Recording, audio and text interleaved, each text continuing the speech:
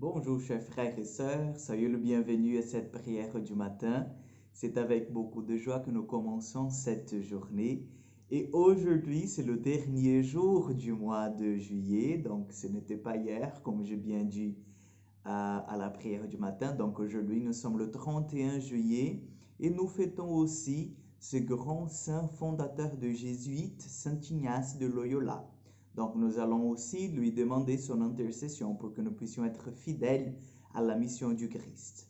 Au nom du Père, du Fils et du Saint-Esprit, je vous salue Marie, pleine de grâce. Le Seigneur est avec vous. Vous êtes bénie entre toutes les femmes. Jésus, le fruit de vos entrailles, est béni. Sainte Marie, Mère de Dieu, priez pour nous pauvres pécheurs, maintenant et à l'heure de notre mort. Amen. Notre-Dame de Lourdes, priez pour nous. Nous allons prendre l'évangile de Matthieu, chapitre 14, versets 1 au 12. Matthieu 14, 1 au 12. En ce temps-là, Hérode, qui était au pouvoir en Galilée, apprit la renommée de Jésus et dit à ses serviteurs, « Celui-là, c'est Jean le Baptiste. Il est ressuscité d'entre les morts, et voilà pourquoi les miracles se réalisent par lui. Car Hérode avait fait arrêter Jean, l'avait fait enchaîner et mettre en prison. C'était à cause d'Hérodiade, la femme de son frère Philippe. En effet, Jean lui avait dit, « Tu n'as pas le droit de l'avoir fait pour femme. » Hérode cherchait à le faire mourir, mais il eut peur de la foule qui le tenait pour un prophète.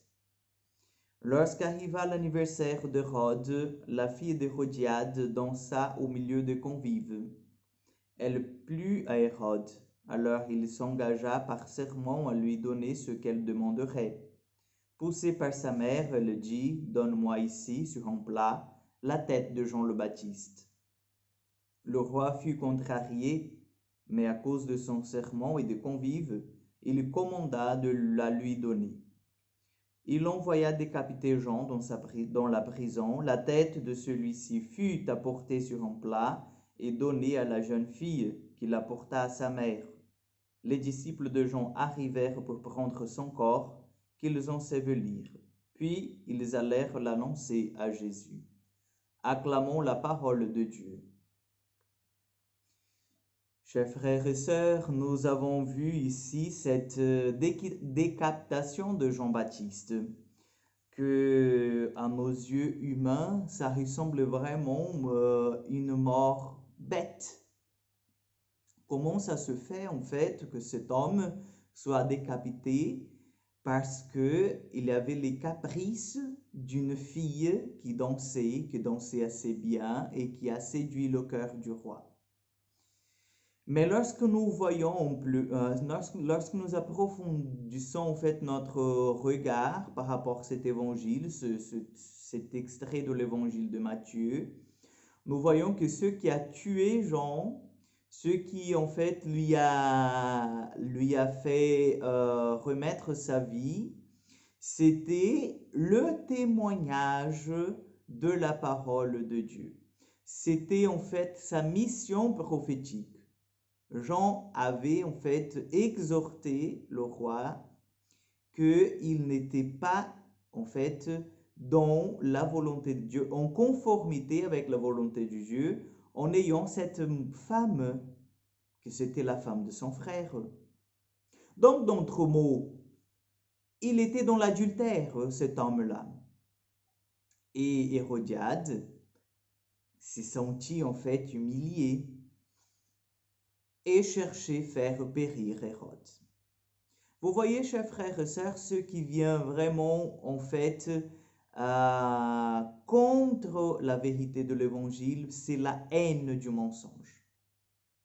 La haine du mensonge, la haine où on se cache dans le mensonge, où on se sent blessé par le mensonge, fait en fait que cette femme demande à sa fille de demander à Hérode la tête de Jean-Baptiste. Et cela a été fait. Donc, pour Jean-Baptiste, dans ces cas, nous pouvons dire que c'est celui qui est le perdant. Mais non. Non, parce qu'à l'égard de Dieu, Jean a donné jusqu'au bout le témoignage de la vérité. Jean a donné jusqu'au bout le témoignage du changement du cœur que l'Évangile nous demande. Mais ces intellecteurs n'ont pas voulu en fait entendre. Donc, ceux qui sont les perdants dans ce sens-là, c'est Hérode, c'est Hérodiade, qui ont tué, qui ont bafoué la voie de la vérité. Mais comme on a bien vu, ils n'ont pas réussi puisque nous l'avons entendu aujourd'hui. Donc, cet épisode a été répété de génération et de génération de chrétiens jusqu'à ce qui arrive à nous aujourd'hui. Donc, sachez, chers frères et sœurs, que le sang de martyr est semence de chrétiens et que si nous donnons notre témoignage, même dans la souffrance, nous serons récompensés et nos actes seront éternels, seront en fait racontés pour toujours, puisque ce sont le témoignage du Seigneur, le témoignage de la parole de Dieu. Que l'Esprit Saint nous aide aujourd'hui à bien entendre sa voix, qu'il nous aide aujourd'hui à bien témoigner de la parole de Dieu et de toutes les grâces que le Seigneur a encore pour réaliser dans nos vies. Amen. Le Seigneur soit avec vous. Que Dieu Tout-Puissant vous bénisse et vous garde, le Père, le Fils et le Saint-Esprit. Amen. Que Dieu vous bénisse. Un bon week-end et à mardi pour encore une prière du matin.